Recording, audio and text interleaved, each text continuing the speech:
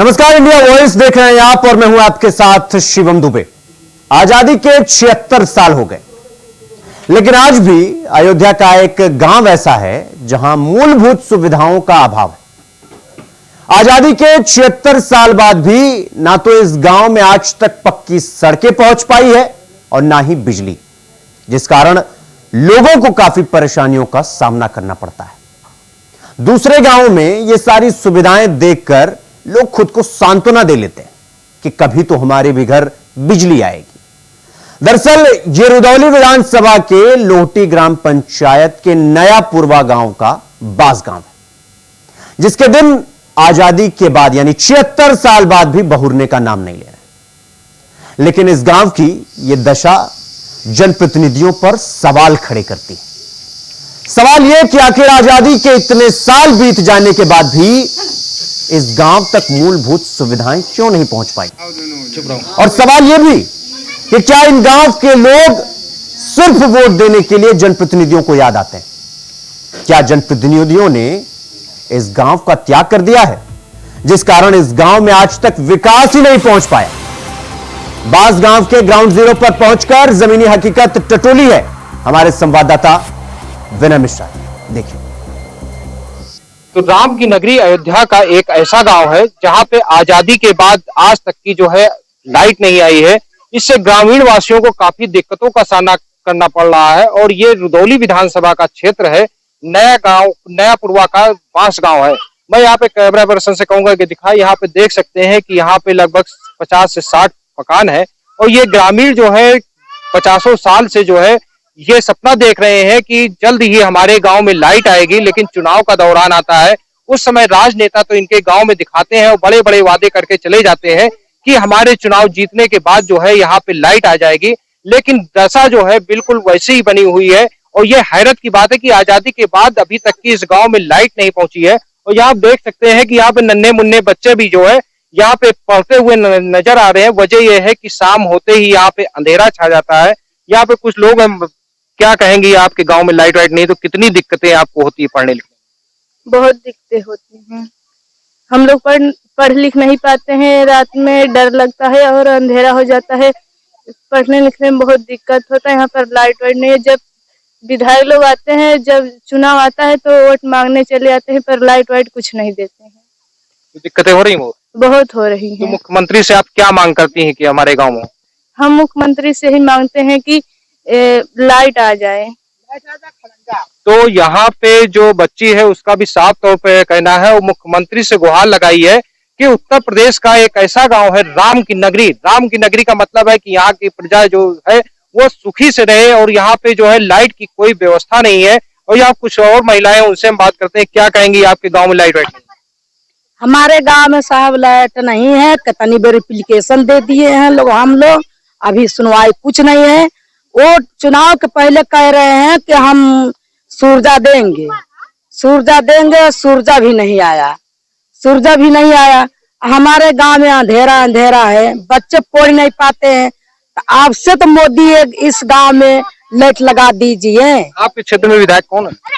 हमारे क्षेत्र में अब हम नाम तो बता सकते हैं, बाकी हमारे जेठ का नाम है, तो इसलिए हम नहीं बता पाएंगे।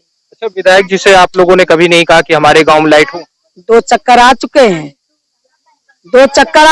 इस गांव में। यहाँ से वो गांव ले गए हैं, वहां से लगा करके गांव में कहे थे कि हम बना देंगे, खड़ंजा बना देंगे, मिट्टी दे देंगे, हम लाइट दे देंगे। वहाँ कुछ नहीं आया।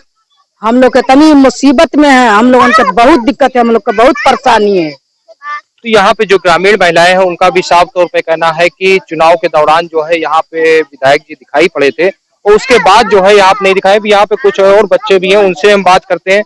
क्या कहोगे बेटा जी, पढ़ने लिखने में कितनी दिक्कतें होती हैं आपको? बहुत दिक्कत होती है। तो कैसे पढ़ते हो शाम को? शाम को अंधेरे में देखते हैं अक्षर, आराम मोबाइल वार के। तो कभी मुख्यमंत्री से आप क्या मांग करते हो? लाइट आ जाए। लाइट आ जाएगी तो क्या करोगे? पढ़ेंगे। यहाँ पे देख सकते हैं कि नन्हे मुन्ने बच्चे का बस एक ही मांग है कि हमारे गांव में जो है लाइट आए, क्योंकि लाइट की वजह से जो काफी स्तर पिछड़ा हुआ है।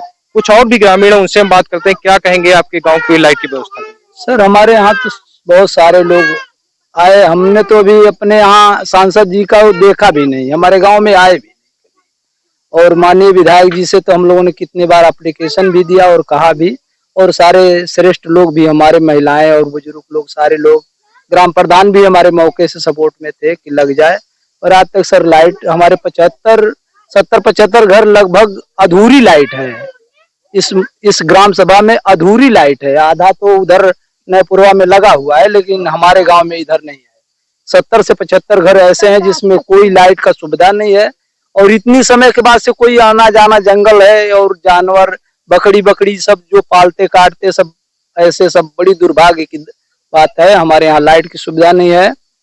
और माननीय मुख्यमंत्री जी से हमारा लोग का यही अनुरोध है कि हमारे यहाँ बच्चों की भविष्य उज्ज्वला करने के लिए वो लाइट की सुविधा हमारे यहाँ प्रदान करें। और आप लोग से ये हमारा अनुरोध है कि हमारे यहाँ लाइट आवे। तो यहाँ पे जो ग्रामीण है उनका भी साफ तौर पे कहना है कि गांव में लाइट ना आने से जो है यहाँ के बच्चों की पढ़ाई काफी बाधित होती है। और इसकी शिकायत भी उन्होंने जो है सांसद से लेकर के क्षेत्रीय विधायक से भी की है, लेकिन अभी समस्या ज्यों की त्यों बनी हुई है। और भी कुछ लोग हैं, उनसे भी हम यहाँ पे बात करते हैं कि लाइट की समस्या को लेकर के जो है कितनी दिक्कतें आप लोगों को हो रही है। सर क्या है, क्या पंखा जो चला रहे हैं, गर्मी लग रही है, न यहाँ लाइट की सुविधा है, न पंखा की सुविधा है। और सब लोग बच्चे परेशान है पढ़ने के लिए, और यहाँ कोई सुनवाई नहीं। बस इलेक्शन में सुनवाई होता है, इलेक्शन में आते हैं, ये कर देंगे वो कर देंगे, लेकिन यहाँ पर कोई कुछ करते नहीं है। कोई दर्शन नहीं दिखाते हैं कि यहाँ पर आदमी है कि जानवर बसे हैं, कि जंगली जानवर है समझ के छोड़ दिए हैं लोग। हम लोग के जंगली जानवर समझे हैं। तो अभी तक की किसी से आपने कहा कि हमारे गाँव में लाइट नहीं? एक नहीं 20 एप्लीकेशन डाला था, लेकिन कोई सुनवाई नहीं हुआ। किससे आपने कहा? विधायक जी से कहा, प्रधान जी से कहा, लेकिन कोई भी नहीं सुनता है। हमारे तो यही है कि हम लोग के कोई नहीं है यहाँ पे। परेशानियां हो रही है? परेशानी बहुत हो रही है। आप लोग कितनी बार वीडियो बना करके ले गए, कुछ भी नहीं होता है। आप मुख्यमंत्री जी से क्या मांग करती हैं? मांग यही करते हैं जो का खड़ंजा निकबेकार लग गया, इसका भी सुनवाई नहीं हुआ जी, इसमें क्या होगा क्या नहीं। न लाइट के सुनवाई है, ये जंगल में कीड़ा फतिंगा सांप। तो यहाँ पे जो महिलाएं हैं उनका भी साफ तौर पे कहना है कि यहाँ पे लाइट ना होने की वजह से जो है काफी दिक्कतों का भी सामना करना पड़ रहा है, क्योंकि शाम होते ही जो है यहाँ पे अंधेरा छा जाता है। और अंधेरे में जो है बच्चों की पढ़ाई तो बाधित है ही है, साथ में विकास कार्य भी बाधित होता हुआ यहाँ पे नजर आ रहा है। लेकिन अब ये देखना है कि इंडिया वाइज की टीम जो है इस राम की नगरी जो है रुदौली विधानसभा के 5 गांव में है। और जो ये लाइट का मुद्दा है, ये आजादी से अभी तक की गांव के लोगों ने जो है लाइट नहीं देखी है। तो अब ये लाइट कब आती है, ये आने वाला वक्त बताएगा। सहयोगी रमेश पांडे के साथ विनय मिश्रा, इंडिया वॉइस, अयोध्या। तो आजादी के 76 साल हो गए, लेकिन इस गांव में बिजली, सड़क, पानी, शिक्षा, स्वास्थ्य, यहां तक इस गांव तक आते आते दम घोट दिए।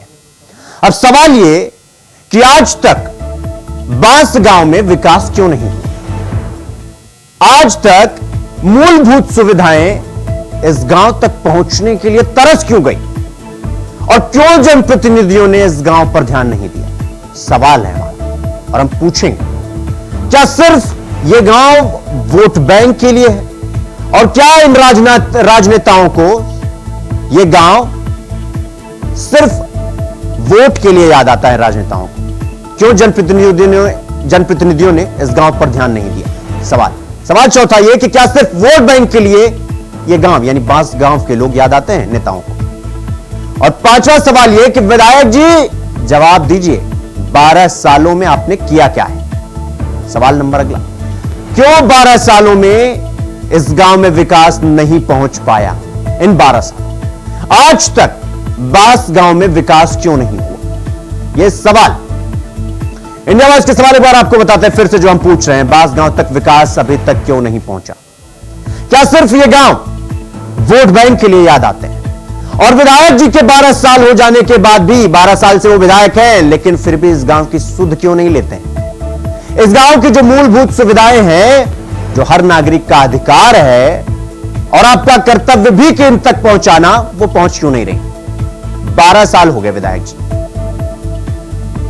12 साल और आजादी के 76 साल हो गए, हमें आजाद हुए, लेकिन ये गांव, ये किसी पूरा पाषाण काल का लगता है कि आजादी अभी बहुत दूर है हमसे इस गांव को देखने के बाद। ये गांव देखिए, ये लगातार तस्वीरें हम आपको दिखा रहे हैं। इस गांव में अभी तक बिजली नहीं पहुंच पाई।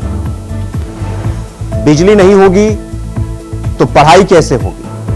पढ़ाई कैसे होगी ये सवाल है, क्योंकि पानी नहीं पहुंच रहा है, बिजली नहीं पहुंच रही है, शिक्षा नहीं पहुंच रहा है, स्वास्थ्य नहीं पहुंच रहा है। तो फिर यहां पर राजनेता कैसे पहुंच जा रहे हैं इस गांव में वोट मांगने के लिए? और क्या राजनेताओं और जितने भी अधिकारी हैं इस गांव की तरफ कभी देखते नहीं? या जो मूलभूत सुविधाएं हैं यहां तक आते आते दम तोड़ देती।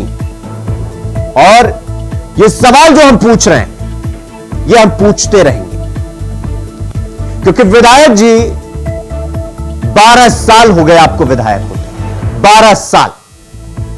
और 12 साल से ये जो बांस गांव है, ना यहां पर शिक्षा है, ना यहां पर स्वास्थ्य है, ना यहां पर बिजली है, मूलभूत सुविधाएं तो दम तोड़ दी।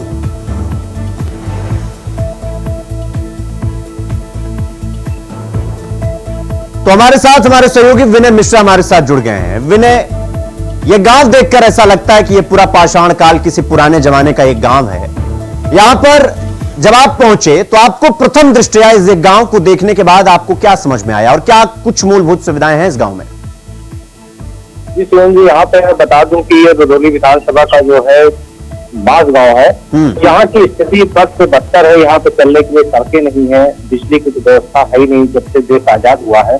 यहाँ के लोगों का जीवन यापन बड़ा ही दुर्गम है। और जो भी राजनेता है या ग्राम प्रधान है आते हैं, लेकिन जब वोट होता है तभी आपको दिखाई पाते हैं, उसके बाद यहाँ पर नहीं दिखाई पाते हैं। यहाँ के बच्चों की पढ़ाई सबसे ज्यादा अधिक है कि शाम अंधेरा होते ही जो है यहाँ पे खा जाता है। लाइट की कोई व्यवस्था नहीं है, बच्चे दिन में भी पढ़ते हैं, उनको पढ़ने के लिए यहाँ से लगभग 1.5 से 2 किलोमीटर जाना पड़ता है और काफी दिक्कतों का सामना यहाँ के बासिंदियों को करना पड़ता है। ना कोई पानी की व्यवस्था है, न इनके पास लाइट की व्यवस्था है, तो इनका जीवन यापन काफी कठिन से बीत रहा है। विनय, जिस तरीके से इस गांव में ये मूलभूत सुविधाएं नहीं पहुंची, इसका जिम्मेदार कौन है विनय?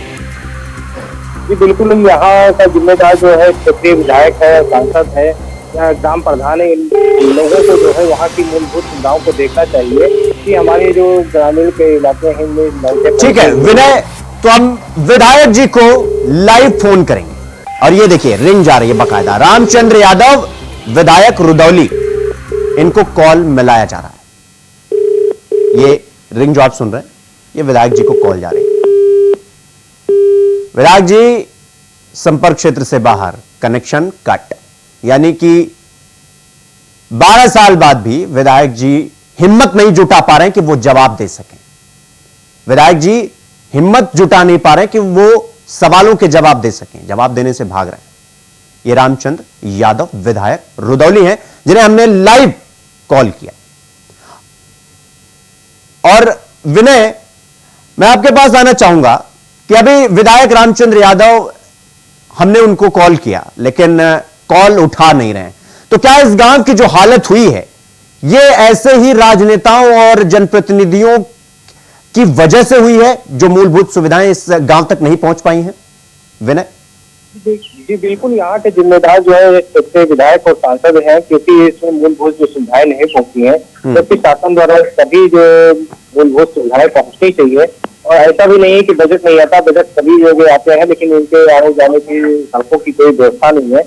तस्वीरों में देख सकते हैं कच्ची सड़कें हैं, उन्हीं सड़कों से लोगों को आना जाना पड़ता है। सबसे ज्यादा समस्या तो उन दिनों में होती है जब बरसात का समय होता है, तो बरसात होने पे काफी दिक्कतें होती हैं और शाम होते ही बिल्कुल चारों तरफ अंधकारमय हो जाता है। और ये जंगली क्षेत्र का इलाका भी है और जंगली क्षेत्र के जानवर भी आए जाया करते हैं, तो इससे जो है इनके बासिंदों को काफी दिक्कतों का सामना करना पड़ता है। और वहाँ के जो बासिंदे हैं उन्होंने अपनी दशा जो बताई है, रो करके भी बताई है कि यहाँ पे जो भी नेता आता है चुनाव के दौरान वो वादा करके जाता है कि यहाँ पे लाइट की व्यवस्था हो जाएगी, लेकिन चुनाव खत्म होते ही व्यवस्था जो है जियो किसी इन लोगों की सबसे बनी हुई है और बराबर ये मांग भी करते हैं। और इन्होंने कई बार शिकायतें भी तहसील दिवस, समाधान दिवस में हुई थी और मुख्यमंत्री तक की भी भेजा है, लेकिन अभी तक की ये सुनवाई नहीं हुई है।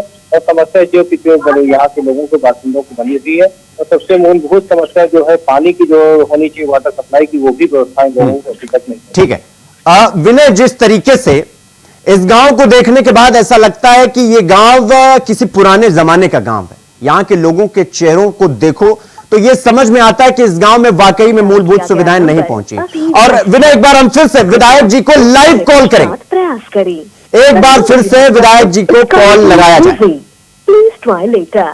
ये देखिए कॉल लगा, विधायक जी संपर्क क्षेत्र से बाहर, यानी कि जवाब देने से डर रहे, फोन उठाने से डर रहे विधायक जी। रामचंद्र यादव जी 12 साल से विधायक हैं आप, और ये गांव जो आज भी 76 साल बाद भी आजादी के मूलभूत सुविधाओं के लिए तरस रहा है, और जहां पर मूलभूत सुविधाएं पहुंचते पहुंचते दम तोड़ देती हैं, हम उस गांव के बारे में आपसे जवाब लेना चाहते हैं कि कौन है जिम्मेदार, कौन। सवाल यह कि वो कौन है, ये विधायक जी को एक बार और कॉल लगाया जाएगा। ये देखिए, ये रिंग जो आप सुन रहे हैं, ये विधायक जी को एक बार और कॉल। ये देखिए, रामचंद्र यादव, विधायक रुदौली। आपके द्वारा डायल किया गया नंबर एक बार अभी फिर व्यस्त है। विधायक जी फोन नहीं उठा रहे हैं, मतलब बार बार उनसे संपर्क साधने की कोशिश और बार बार संपर्क क्षेत्र से बाहर विधायक जी। तो रामचंद्र यादव, विधायक रुदौली, 3 बार उनको कॉल किया गया, मतलब कनेक्शन कट, संपर्क क्षेत्र से बाहर।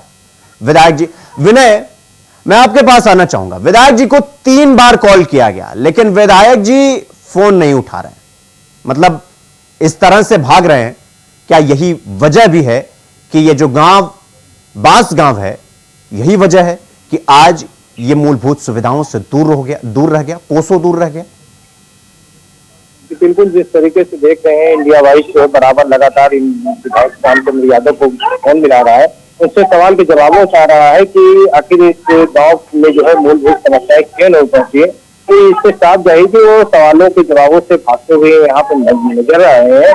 वजह जो भी हो, लेकिन फोन उनको उठा करके जवाब देने उनकी जिम्मेदारी है। कि जनता की समस्या को दूर करना उनका परम कर्तव्य है, और उसी जनता ने जो है वोट देकर के उनको जिताया है। तो इसी आस से विश्वास दिलाया है कि हमारे गांव में भी मूलभूत सुविधाएं पहुंचेंगी। लाइट जैसी मूलभूत सुविधाएं जो है, विद्युतीकरण का जो है प्रधानमंत्री और यूपी के मुख्यमंत्री दावा करते हैं कि विद्युतीकरण के तहत प्रत्येक गांव को विद्युतीकरण कर दिया गया है। इसका नतीजा जो है रुदौली विधानसभा में देखा जा सकता है। इस बात गाँव में आज तक की जो है आजादी के बाद भी यहाँ पे बिजली व्यवस्था नहीं पहुंची, उन बासिंदों का क्या हाल है, ये अपने आप में बड़ा सवाल खड़ा करता है। ठीक है विनय, मैं आपके पास आऊंगा। हमारे साथ रमाशंकर मौर्य, अधिशासी अधिकारी हमारे साथ जुड़ गए हैं। रमाशंकर जी, स्वागत है आपका इंडिया वॉइस में। हाँ बताइए। रमाशंकर जी, हम आपसे ये जानना चाह रहे हैं कि ये जो रुदौली क्षेत्र का एक गांव है सर, बास गांव, सर यहाँ पर ना सड़कें पहुंची हैं, ना पानी, ना बिजली। सर ये मैं आपसे ये जानना चाह रहा हूं कि ये गांव आज तक मूलभूत सुविधाओं से दूर कैसे है? बास गांव विद्युतीकरण नहीं है। नहीं, मैं तो भैया अभी बिजली के बारे बता सकता हूँ ना कि भाई बास गांव सर अच्छा ठीक है मैं बिजली सर ये बिजली क्यों नहीं पहुंची अभी तक यहाँ पे इस गांव में? अरे तो भाई पूछू तो पहले कहाँ पे बास गांव में आप कर रहे पानी में दे सकता, सड़क में मेरे अंदर में आता नहीं है, बिजली पानी है आप कर रहे हैं, मूलभूत सुविधाएं। सुनिए रमाशंकर जी, मेरी बात सुनिए, अगर इस गांव में बिजली अभी तक नहीं पहुंची है तो उसका जिम्मेदार कौन? अभी गांव में बिजली पहुंची नहीं है, ये कौन बता दिया बिजली पहुंची? गांव पहुंचे हो, कोई होता छोटा मोटा जो नए घर बनवा दिए हो वो सब। सर ये हम बांस गांव की बात कर रहे हैं सर, मैनचेस्टर की बात नहीं कर रहे हैं सर। रुदौली विधानसभा का बांस गांव है सर। नहीं देखिए हमारे घर में जो सभा योजना था सारे गांव लगवा दी, लेकिन कुछ गांव ऐसे हो सकता है जो 2 घर 4 घर बस गए जाकर के। अभी बात नहीं सर, 4 घर बस जाएंगे तो हमारी कोई योजना है नहीं सर। योजना पे आएंगे तो कोई योजना यहाँ तक नहीं आई। हम आपसे बिजली का पूछ रहे हैं सर। हमारे जो सहयोगी हैं, मैं आपसे बात करवाऊं, विनय, इनको ये बताइए आपकी वहां पर बिजली है या नहीं? हमारे सहयोगी जुड़े हुए बात का मुझे चेक कराना पड़ेगा भाई, हमारे यहाँ ऐसे ये भाभी अभी बता दो कि हमारे यहाँ अभी जो बच्चे हुए थे मजरे की मैं बात कर रहा हूं। विनय मैं आपके पास आऊंगा, विनय मैं आपके पास आऊंगा।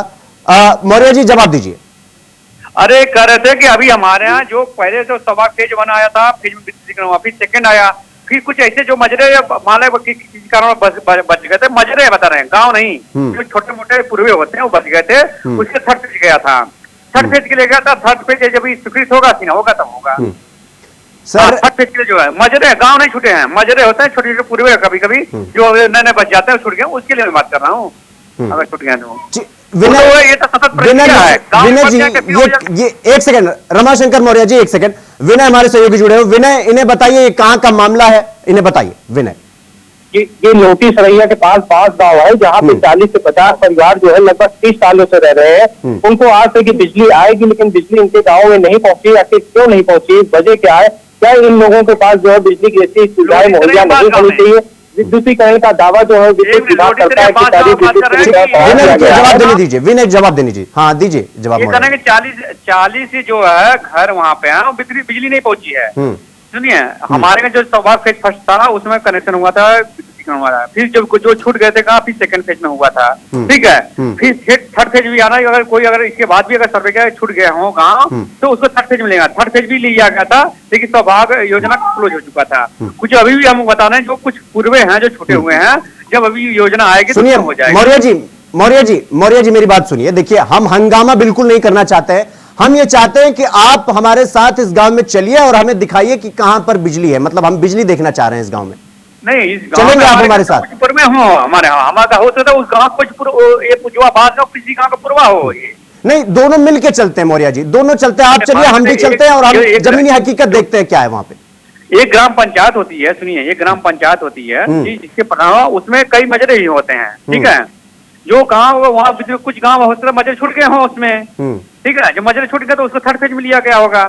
तो मौर्य जी वही तो हम कह रहे हैं, एक पहल करते हैं। रमाशंकर मौर्य जी, आप एक पहल करिए, हम भी आपके साथ चलते हैं, चल के वहां पर उस गांव में बिजली लाते हैं। बोलिए, तैयार हैं आप?